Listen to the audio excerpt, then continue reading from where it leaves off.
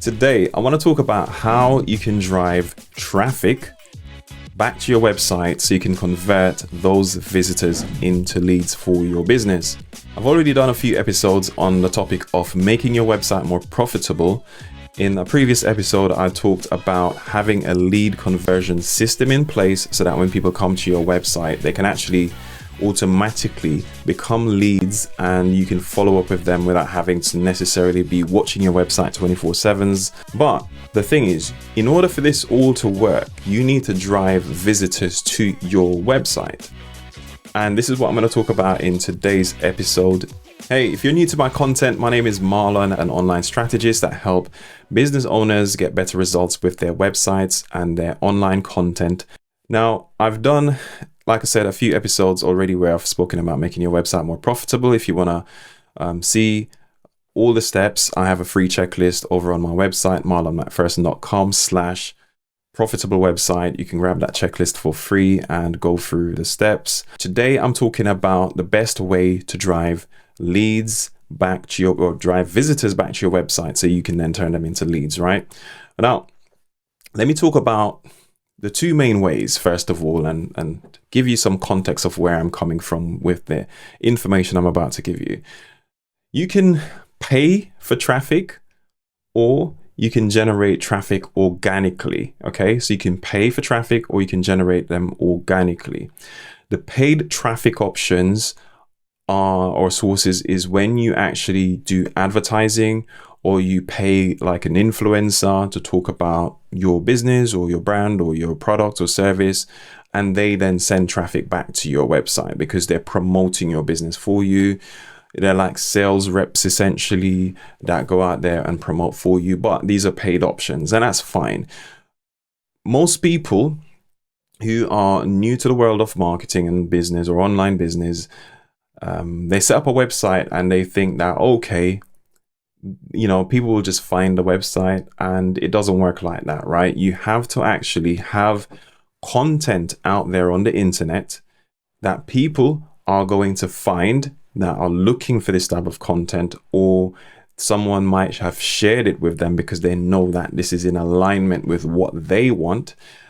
If you don't have content out there, then chances are people are not going to discover your website organically. We're not talking about people who already know you and who you've already spoken to about your website and they know how to find you, or they know your name, they can Google you or whatever and find your website.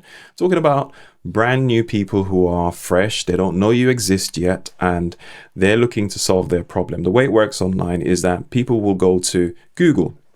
They'll type in, how do I do this? Or they'll search for services, or they'll search for whatever on this particular thing. Or they'll go to YouTube, which is a search engine, okay? It's primarily a search engine. It's got a social media aspect to it, but it's mainly a search engine, and it's the second largest search engine out there, second only to Google. So that's what people do currently. And there's going to be other ways in the future where people will find the information. Now, obviously, now you have your voice assistants on your phone or in your smart speaker, and that's how people find what they're looking for. The information that these systems serve up to users are coming from websites. They're coming from other places online, like online forums or on platforms that you can publish the information. And that's all that content is packaged information around a specific topic or subject area that is then presented to a user who's looking for this or who is a good fit, and it gets suggested to them. So it's critical that you have online content. Going back to paid advertising, people want to shortcut the process, thinking that, okay, this is an easy way. I can just pay for some ads and I'll just get leads, visitors coming through, loads of traffic coming to my website, and I'll just get leads off the chain, right?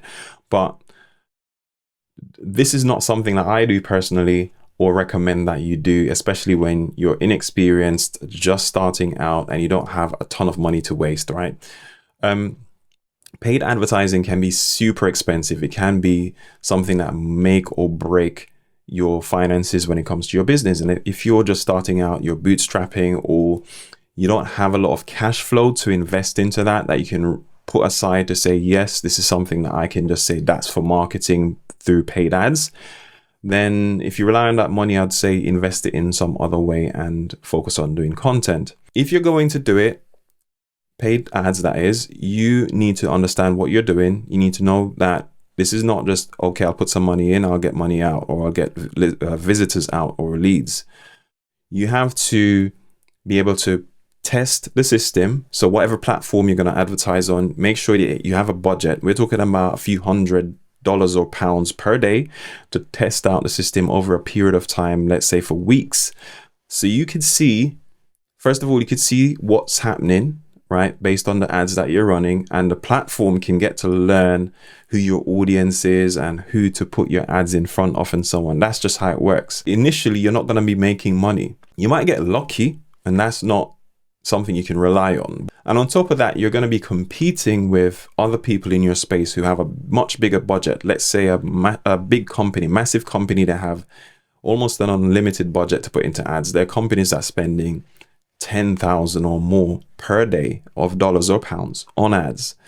And if you're competing in a space that's highly competitive where ads are concerned, you're going to spend a lot of money on your ads, and you're probably going to get drowned out by these competitors.